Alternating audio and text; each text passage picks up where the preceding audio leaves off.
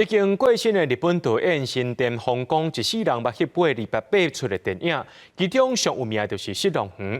高雄电影馆最近规划新田宏光导演回顾展，收集导演这30年来16出经典的作品，要互大家欣赏。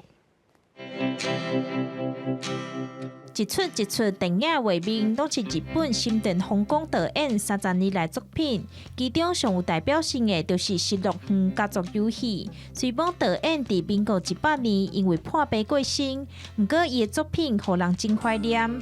今年由高雄电影馆规划新田宏光导演的回顾展览，精选导演30年来经典的作品，伫后来这2个月来播送。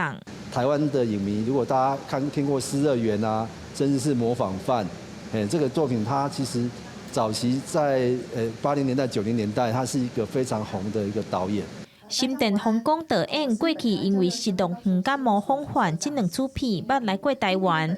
伊的牵手兼电影制作人三迪合作，这届嘛出现伫记者会。伊认为讲新田宏光导演的作品题材真多元，其中上厉害就是甲文学改编做电影，其中包含厨房基后的作品。今度はいろんなジャンルを撮っているっていうことがちょっと。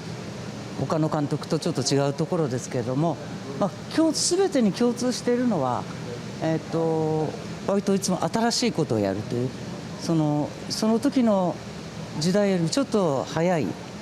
透过所有的修复，会当甲导演的作品伫大荧幕中现互大家观赏。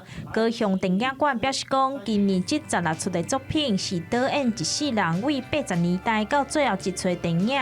7月13到8月18，伫内围艺术中心甲高雄电影馆来放送。记者钟义辉、邱兆勇高雄报道。